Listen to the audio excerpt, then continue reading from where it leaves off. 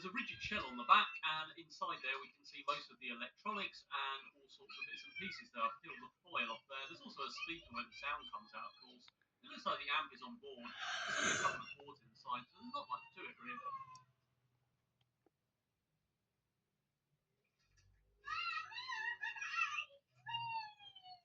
So here's my industrial strength giant Furby design. It's got a similar mechanism in the bottom so that it can rock backwards and forwards, and it's also got other features like an animatronic face.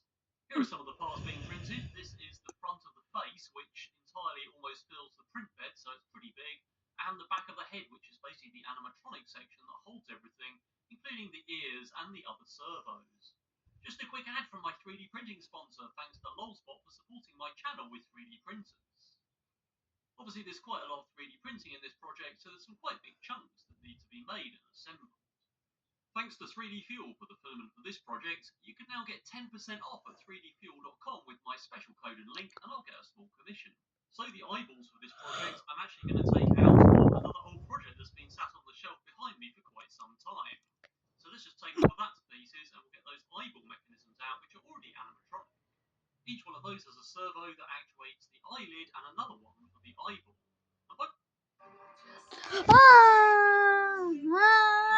New assembly that goes in the back of the head and also has space to mount the ears. That goes onto these yellow frames, which makes up the top of the Furby, and on the front we've got this face frame with the beak on it, which is going to open separately, and a place for the eyeballs to poke through. That fits on the front there, and it looks like I've got my eyeball spacing just right for the old eyeballs to fit through the new face. Its beak or mouth or whatever you want to call it has a servo sat in the bottom there, and obviously that just pushes on a lever and it can open and close the mouth. I need to make the ears move, so I printed this TPU flexible piece, which has got some holes in, and that goes between the servo and a piece of wire attached to the ears. And that means if the ears get knocked, if it falls over or something like that, then it doesn't break the servo, because we've got that flexible rod to take the load. Now it's time to put the base together that allows it to rock back and forth. So we've got a block there and two side pieces with some chunky bearings in that all fit together like that. There's two of those which hinge onto a piece which is actually going to go under the head, and all of that goes onto two more pivots on a base which I've CNC'd out of a piece of 12mm plywood, and that gives us that rocking motion. These are car central locking motors which automatically unlock and lock car doors.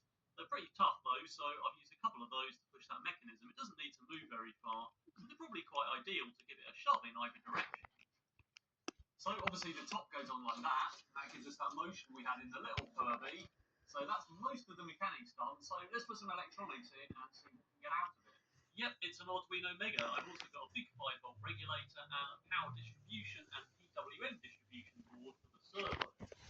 But before we carry on with that, a quick ad from the video sponsor, which is PV Case.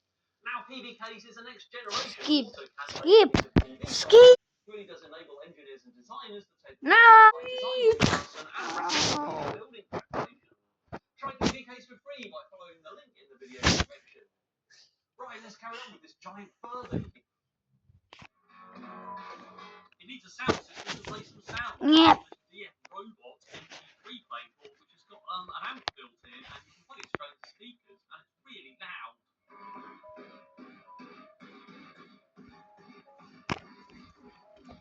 Beatbox.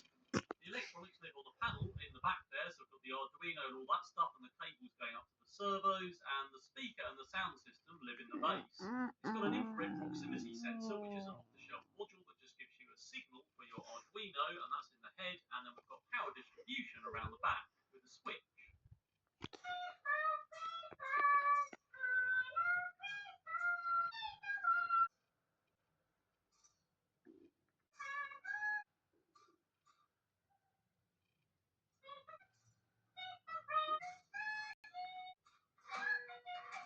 For skinning a Furby. I'm also going to need some other panels though to make it Furby shaped, so we've got a piece for the top of the head that makes it nice and round. And we've got this frame for the front here, which kind of makes it a bit fatter looking. So with those attached, hopefully it looks a bit more Furby shaped, and we can skin it with the fabric. I love making things that are cutaways and you can see what's going on inside. So I made those frame parts, and those are basically going to hold the fabric around the eyes and also around a hole in the front so we can look right inside it. So there's that frame part there. I'm going to attach that with screws all the way around, and I've cut the hole out, so that nicely frames the fabric. And as you can see, I've got a small Furby living inside.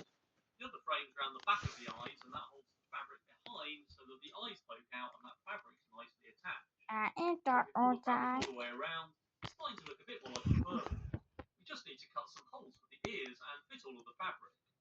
So with a few holes there and a seam down the top of the head, it looks like those ears are going to work. And I'm just basically going to gather up the fabric and try and turn it in on itself and stitch it up so we can try and make the head a bit more Furby shaped.